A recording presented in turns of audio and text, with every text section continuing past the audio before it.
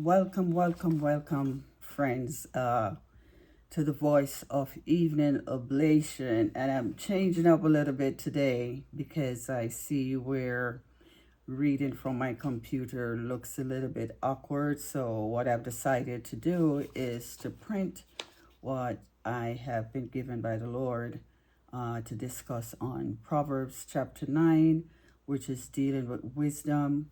And we're going to dive right in. And here at Evening Oblation, what we do, we discuss, study, and share the Word of God in its entirety and truthfully, according to 2 Timothy 4:2. Preach the Word, be instant in season, out of season. We do not change the Word of God for likeness and anything else. We want to please the Lord and allow Him to lead and guide us and give us the interpretation as He gives it to us.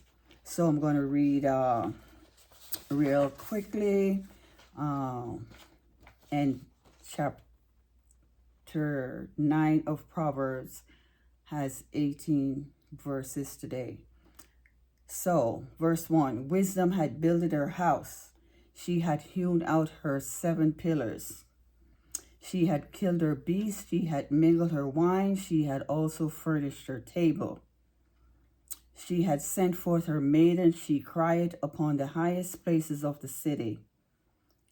Whoso is simple, let him turn in hither. As for him that wanted understanding, she said to him, 5, come eat of my bread and drink of the wine which I have mingled. That's an invitation. 6, forsake the foolish and live and go in the way of understanding.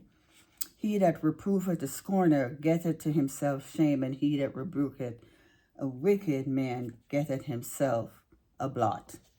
Reprove not a scorner, lest he hate thee. Rebuke a wise man, and he will love thee. 9, give instruction to a wise man, and he will yet be wiser. Teach a just man, and he will increase in learning. For by me thy days shall be multiplied, and the years of thy life shall be increased. Verse 12, if thou be wise, thou shalt be wise for thyself. But if thou be a scorner, thou alone shalt bear it. Verse 13, a foolish woman is clamorous. She is simple and knoweth nothing.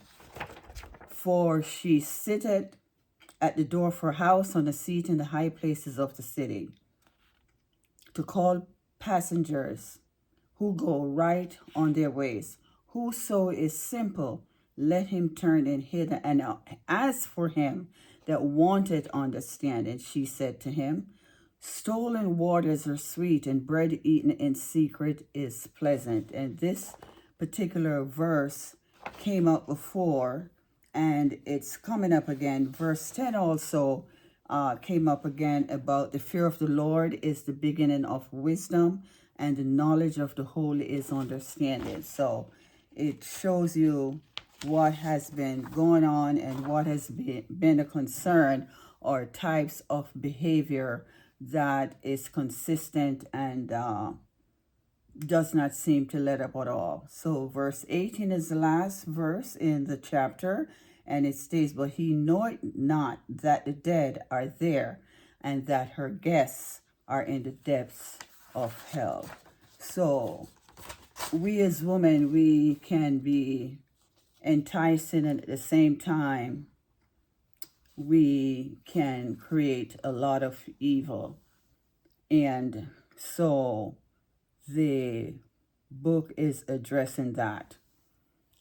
So here in verse 1, it's asking us, or it's stating the 7 pillars of wisdom.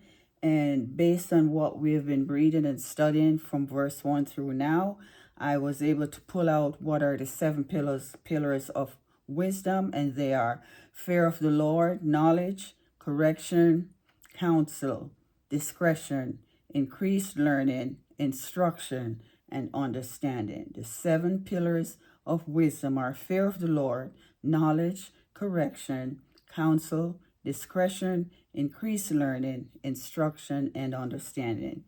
Verses 2 to 5, this particular person has set out to create a banquet feast, possible sending out her maidens in the city with invitations to come, eat of her bread, drink of the wine that is prepared.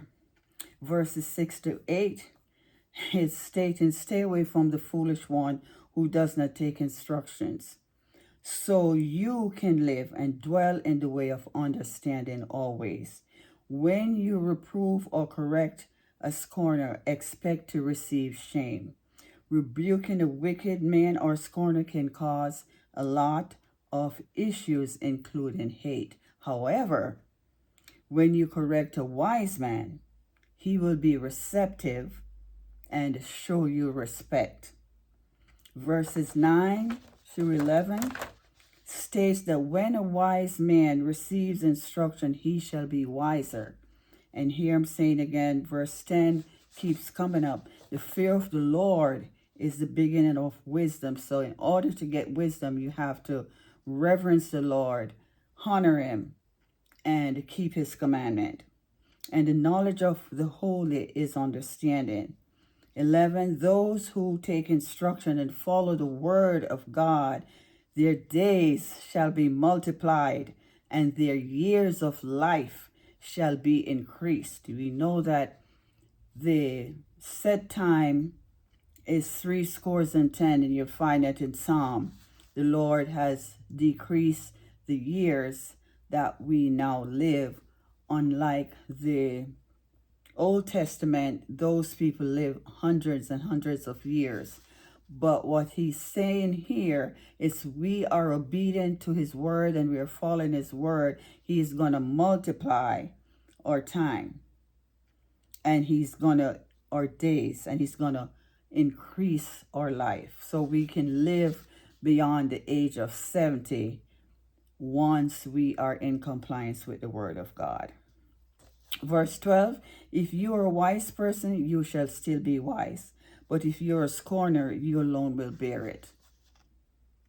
Verses 13 to 15. Here Solomon is describing a foolish woman as clamorous, one who makes loud and confused noise, as she sits in high places of the city, calling to past strangers that she doesn't know.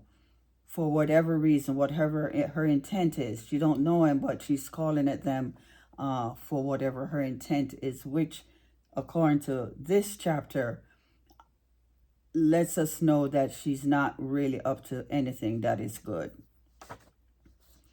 Verses 16 to 18, she states, if you're simple, turn yourself in. Then she turned to the man who wants understanding to entice him, stating, if you stole waters, it can be sweet, and bread eaten in secret is pleasant. But, some part of the Bible there says, whatever is done in darkness comes to light. When people are having extramarital affairs, whatever, it's going to come out somehow. It's going to be found out somehow. Whether the telephone, a call, whatever is going on, a car, you're seen by people that know you, and then it is passed on to the next individual. It's going to be known. Again, this metaphoric statement indicates, when she talks about stolen waters and bread in secret, it indicates forbidden sexual indulgence. And King Solomon is addressing this years ago, thousands of years ago. And as the books and the chapters have been pointing, this is a behavior that I don't believe will go away. It will not go away. And it will not go away because people want to do what they want to do, and they are not lined up with the word of God. They are not respecting God. They want to do what they want to do. And hence, this particular behavior will be until the day we die. However, wisdom must be exercised due to the lurking of impending death, based on the verse here, which will affect the guests that have been invited, as we can see in prior verses, that she was holding a banquet or a feast, inviting people to come to her house. And as a result, for those who are not wise and can see or have the gift of discernment, they will not be able to pick up her true intention. And as a result, it can cause those to experience death. And death, of course, will lead you to hell. So hence, tonight, this evening, we're discussing Proverbs chapter 9. And it is not as long as the others that had about like 35 verses. This one is 18. So I truly want to thank God. I welcome those that are new to the community, and pray that as I go through these scriptures, that it will enlighten your knowledge, it will empower you, impact you, and help you along the way as we keep diving into the Word of God. So I want you to have a great week. We have a couple more days. We have about 22 more days left. And it's 31 days in the month of January. And it's 31 chapters in the book of Proverbs. And there's a lot of good things in the book of Proverbs that is applicable to our life. That's more positive than this. It looks a little bit negative, but it is what it is. It's factual and truthful and may not be pleasant, but we have to address it as it's written here in the Holy Book. I want to thank you again. Please continue to like, subscribe, comment, and I'll do my best to answer as quickly as possible. Thank you very much. Have a great one. Bye.